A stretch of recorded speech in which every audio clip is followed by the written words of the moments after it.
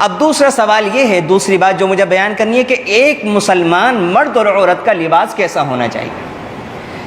تو ایک مسلمان مرد اور عورت یہ دونوں کی بات ہے، اس کے لیے لباس کے لیے شرط ہے، یعنی اسلام اگر لباس کے اندر یہ والی چیزیں موجود ہیں تو اس کو لباس مانتا ہے، اس کے پہننے والے کو لباس پہننے والا مانتا ہے۔ اور اگر کسی مسلمان مرد اور عورت کے لباس کے اندر یہ والی بات نہیں پائی جاتی، اگرچہ وہ لباس پہنا ہوا ہے، لیکن قرآن کریم، اللہ رب العزت کا قانون، اللہ کے نبی صلی اللہ علیہ وسلم کی نظر میں وہ انسان ننگا ہی ہے، چاہے اپنے اعتبار سے وہ لباس پہننے والا ہے۔ سب سے پہلی چیز جو لباس کے اندر ہونی چاہیے وہ یہ ہے کہ لباس انسان کا اتنا موٹا ہونا چاہیے کہ اس سے انسان کے جسم کے اعضاء نہ جھلکیں، انسان کے جسم کی ساخت نہ ظاہر ہو۔ نہ تو اتنا ٹائٹ ہونا چاہیے اور نہ ہی اتنا باریک ہونا چاہیے کہ انسان کے جسم کے اعضاء جھلک رہے ہوں، بلکہ اتنا موٹا ہونا چاہیے اور اتنا ڈھیلا ہونا چاہیے کہ نہ تو اعضاء کی ساخت ظاہر ہو اور نہ اعضاء کی جو بناوٹ ہے، اس کا جو حجم ہے وہ ظاہر۔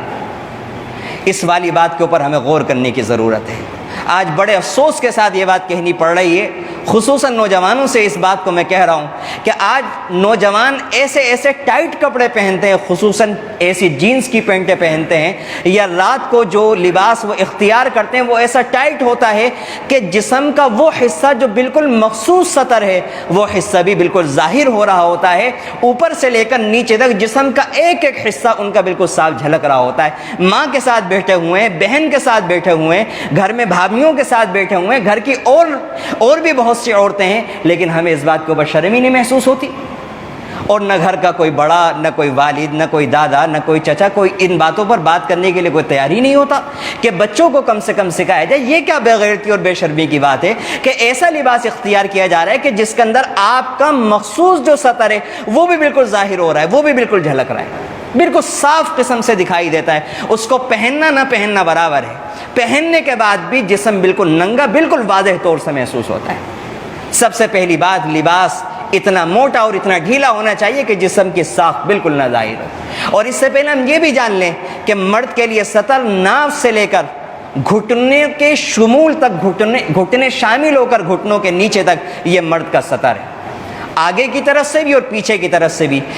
پیچھے کی طرف سے بھی، ناف کے پیچھے کی طرف جو پیٹھ کا حصہ ہے وہاں سے لے کر آگے اور پیچھے دونوں طرف سے گھٹنوں کے نیچے تک یہ مرد کا سطر کہلاتا ہے۔ یہ مرد کا سطر ہے، گھر میں ہو چاہے باہر ہو، مسجد میں ہو چاہے مسجد سے باہر ہو، ہر حال میں ہر مرد کے لیے اتنا حصہ چھپانا فرض ہے۔ آج یہ جو اتنے سے نوجوان لڑکے، 18 20 سال کے لڑکے، یہ گھٹنوں سے اوپر تک جو نیکر پہن کے پھرتا رہتے ہیں، بالکل ناجائز اور حرام۔ نہ گھر کے اندر پہننا جائز ہے، نہ گھر کے باہر پہننا جائز ہے، بالکل ناجائز اور حرام ہے۔ اس کو چھپانا فرض عین ہے، ہر مسلمان کے لیے فرض ہے۔ اور عورتوں کا جو سطر ہے وہ چہرہ اور ہاتھ گٹوں تک، اور اسی طرح پیر ٹخنوں سے نیچے ان تینوں اعضاء کو چھوڑ کر باقی سارا کا سارا حصہ یہ عورت کے لیے سطر ہے کہ جس کو اسے ہر حال کے اندر، گھر کے اندر ہو چاہے گھر کے باہر، اس کو چھپانا فرض ہے۔ اور عورت جب باہر جائے گی، گھر کے اندر چہرہ کھلا رکھ سکتی ہے، لیکن جب گھر کے باہر جائے گی تو چہرے کا بھی پردہ ہوگا باہر نکلنے کی صورت کے اندر۔ اور نماز کے اندر عورت ہاتھوں کو کھلا رکھے، پیروں کو کھلا رکھے اور چہرہ کھلا رکھے، باقی سارا کا سارا جسم چھپا کر نماز پڑھنا ضروری ہے۔ اگر کوئی بھی حصہ کھلا رہے گا تو یہ اس کا سطر نماز نہیں ہوگا۔ ہاں اگر عورت باہر جائے گی تو پھر چہرہ بھی سطر کے اندر شامل ہوگا اور چہرے کو بھی چھپانا ہوگا۔ اس لیے مجھے اور آپ کو، ہر مرد اور عورت کو ایسا لباس پہننا چاہیے کہ جس سے اعضاء کی ساخت اور اس کی بناوٹ نہ ظاہر ہو اور نہ اتنا باریک ہو کہ اس سے جسم جھلک رہا ہو۔ سب سے پہلی لباس کی شرط یہ ہے۔ دوسری شرط یہ، اور یہ والی شرط کیسی ہے؟ قرآن کریم میں جو میں نے آیت پڑھی، یا بنی آدم قد انزلنا علیکم لباسا یواری سوآتکم وریشا، کہ اے بنی آدم تمہارا لباس ایسا ہونا چاہیے جو تمہارے اعضاء کو چھپا لے۔ جو اعضاء کو چھپائے نہیں، قرآن کہتا ہے وہ لباس ہی نہیں ہے۔ اس لیے قرآن سے پتہ چلا کہ لباس ایسا ہونا چاہیے، پہلی شرط اس کے اندر یہ ہے۔ دوسری شرط یہ ہے کہ لباس ایسا ہونا چاہیے کہ جس لباس میں مسلمانوں کی کافروں کے ساتھ اور فاسقوں کے ساتھ مشابہت نہ ہو، یعنی کوئی بھی ایسا لباس کہ جس کو پہننے کے بعد اگر کوئی بھی انسان آپ کو دیکھے تو وہ آپ کو مسلمان نہ سمجھے بلکہ یہ سمجھے کہ وہ کافر ہے، کوئی بھی ایسا مخصوص لباس جو ہندوؤں کا مخصوص لباس ہو یا جو کرسچنوں کا مخصوص لباس ہو یا کسی اور مذہب والے کا مخصوص لباس ہو، ایسے کلر کا لباس پہننا یا ایسا لباس اختیار کرنا جو کافروں کے یا فاسقوں کے لیے مخصوص ہے، ایسا لباس اختیار کرنا وہ بھی ناجائز اور حرام ہے کہ جس کو پہنا ہوا دیکھ کر انسان آپ کو مسلمان نہ محسوس کرے بلکہ یہ محسوس کرے کہ یہ تو شاید کافر۔ آج ہمیں سوچنے کی بات ہے کہ یہ والی بات بھی ہمارے اندر پائی جاتی ہے کہ ایسا لباس ہے جس سے پورا جسم بالکل صاف نظر آ رہا ہے، اور دوسری بات بھی پائی جاتی ہے لباس کے اندر کہ لباس ہمارا کافر اور فاسقوں کے بالکل مطابق، کوئی امتیاز نہیں ہو سکتا کہ مسلمان کا لباس یا کافر کا لباس الگ ہے یا دونوں کا لباس ہے، کہ کوئی امتیاز نہیں ہوتا۔ تیسری بات کہ جب انسان لباس پہنے تو اس لباس کے پہننے کے بعد اس لباس سے تکبر، اپنی بڑائی کا اظہار کرنا مقصود نہ ہو۔ خاص طور سے اپنے نوجوانوں سے یہاں پر رک کر گزارش کرتا ہوں کہ آج کل جب ہمارے نوجوان لباس پہنتے ہیں تو پھر ان کے چلنے کا انداز ہی بدل جاتا ہے، اور بالکل پہلی نظر میں بھی اگر کوئی ادنا سی عقل رکھنے والا انسان بھی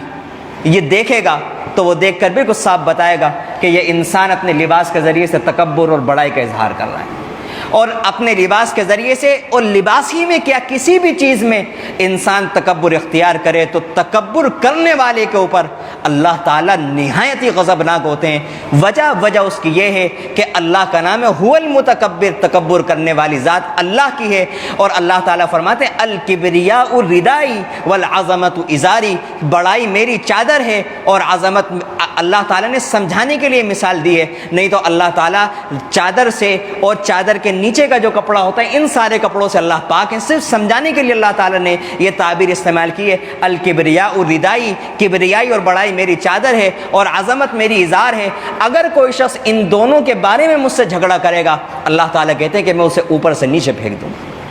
جس کو اللہ تعالیٰ اوپر سے نیچے پھینک دے اس کے کھڑے ہونے کا یا اس کے بچنے کی کوئی امید ہو سکتی ہے؟ اس لیے تکبر اللہ تعالیٰ کو بالکل پسند نہیں ہے۔ اسی طرح لباس کے اندر انسان کو فضول خرچی سے بھی بچنا چاہیے، اسراف سے بچنا چاہیے۔ اسراف کرنا، فضول خرچی کرنا یہ اسلام کے اندر ناجائز اور حرام ہے۔ ہاں اگر کوئی انسان اگر اچھا کپڑا اس وجہ سے پہنتا ہے، نہ اس کے دل کے اندر تکبر ہے نہ فضول خرچی ہے، وہ عمدہ کپڑا پہننا چاہتا ہے، اللہ نے اس کو مال و دولت دی ہوئی ہے، پہن سکتا ہے۔ حدیث میں اللہ کے نبی صلی اللہ علیہ وسلم نے فرمایا ان اللہ یحب ان یرا اثر نعمتی علیہ، اللہ کو اچھی لگتی ہے یہ بات کہ اس نے اپنے بندے کو جو نعمت دی ہے اس کا اثر اس کے جسم کے اوپر دکھائی دے، لیکن شرط ہے کہ بڑائی نہ ہو، دل کے اندر بڑائی نہ ہو، بڑائی کا شبہ بھی نہ ہو، نہ اسراف اور فضول خرچی ہو، کسی دوسرے کو نیچا دکھانا مقصود نہ ہو کہ ہمیں دیکھو اللہ نے یہ دیا ہوا ہے، ہمارے پاس ایسا کپڑا ہے، تم ایسا کپڑا پہننے سے عاجز ہو، یہ خواب و خیال کے اندر بھی نہ آئے، نہیں تو وہ کپڑا ہمارے لیے وبال جان بن جائے گا۔ نمبر ایک چوتھی بات لباس کے اندر یہ بات بھی ضرور ہے، یہ مردوں کے لیے مخصوص ہے کہ مرد جو کپڑا پہنے، شلوار ہو، پینٹ ہو یا تہبند ہو، تو اس میں اس بات کا خیال لازم و ضروری ہے کہ وہ جو شلوار یا تہبند یا وہ پینٹ ہو وہ ٹخنوں کے حصے کو نہ ڈھانپے، وہ ٹخنوں سے نیچے نہ ہو۔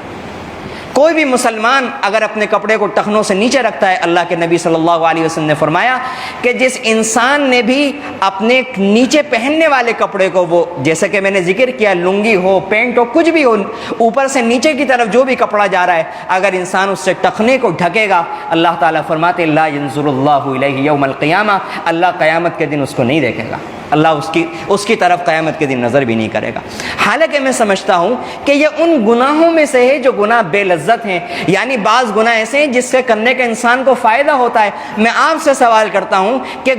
اپنا پائجامہ شلوار ٹخنوں سے نیچے لٹکا کر انسان کو کون سی لذت نصیب ہوتی ہے؟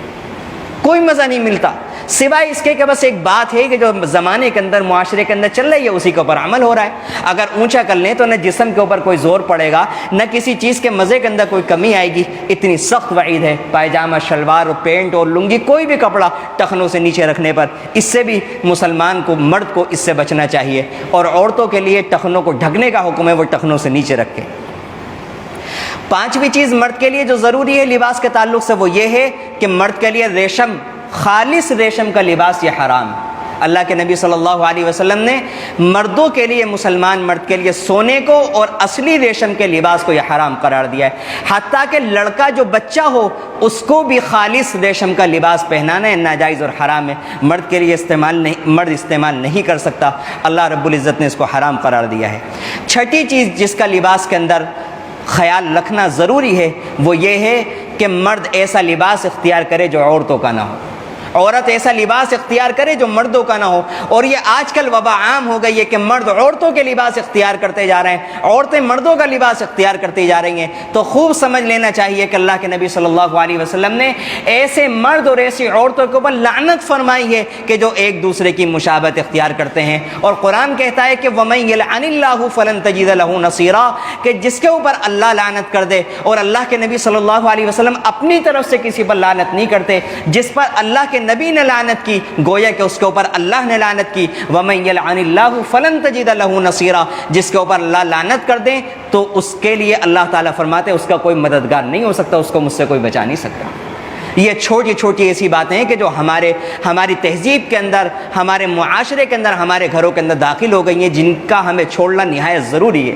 جو حرام کے درجے کی ہیں، جن کو ہمیں فوری طور سے چھوڑنا ہے۔ اس لیے ہمارے جن بھائیوں کی پینٹیں ٹخنوں سے نیچے، ان کو چاہیے کہ وہ اپنی پینٹوں کو کٹوائیں۔ یہ بالکل دو ٹوک مسئلہ ہے، اس کے اندر کسی کے لیے کوئی گنجائش موجود نہیں ہے۔ نمبر 7ویں چیز جس کا ہمیں خیال رکھنا ضروری ہے وہ یہ ہے کہ مرد کے لیے خالص سرخ رنگ کی شرٹ یا کرتا یا کوئی بھی خالص سرخ رنگ کا لباس وہ پہننا جائز نہیں ہے۔ ہاں اس کے اندر اگر کسی اور رنگ کی آمیزش ہے یا کسی اور کلر کی لکیریں ہیں اس کے اندر تو پھر اس کو پہنا جا سکتا ہے، خالص سرخ رنگ کا لباس مردوں کے لیے پہننا ممنوع ہے۔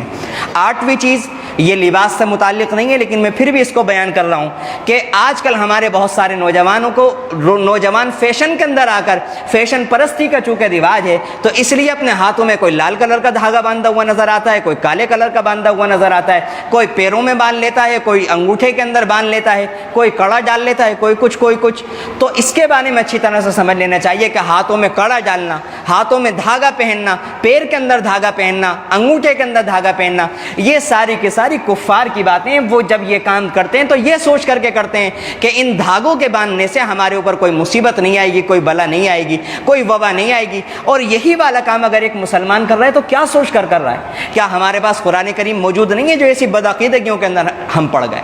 آج بڑے افسوس کی بات ہے کہ ان چیزوں کے اندر مسلمان اور غیر مسلم کے اندر کوئی فرق باقی نہیں رہا۔ اس لیے ہمارے نوجوانوں کو چاہیے کہ ایسے دھاگوں کو فوری طور سے اپنے جسم سے کاٹ کر کے پھینکیں اور بالکل آئندہ کے لیے توبہ کریں، جو پیچھے غلطی کر دی اس کے لیے اللہ سے توبہ کریں اور آئندہ کے لیے مضبوط عہد کریں کہ ایسے دھاگے وغیرہ بالکل نہ پہنیں۔ اور مرد کے لیے سونا بھی پہننا ناجائز ہے، نہ سونے کی انگوٹھی پہننا جائز ہے، نہ سونے کی چین، کوئی بھی چیز مرد کے لیے سونے کی پہننی جائز نہیں ہے۔ حتیٰ کہ چاندی کی انگوٹھی بھی 4 گرام 374 ملی گرام تک کی اگر اس کا وزن 4 گرام 374 ملی گرام تک ہو تو پہننے کی اجازت ہے۔ اگر اس سے نیچے ہے اور اگر اس سے بڑھ جاتی ہے تو پھر وہ بھی پہننی ناجائز ہے۔ یہ جو ہمارے ہاں شادی بیاہ کے موقع پر، منگنیوں کے موقع پر یہ جو دی جاتی ہے وہ ٹھیک ہے دی جاتی ہے، لیکن شریعت اس کو نہیں مانتی۔ مرد کے لیے سونا استعمال کرنا کلیتاً ناجائز اور حرام ہے، اور چاندی کی انگوٹھی کی جو مقدار میں نے بتائی اس سے بڑھ کر استعمال کرنی بالکل ناجائز ہے۔ یہ چند باتیں لباس کے تعلق سے میں نے عرض کی۔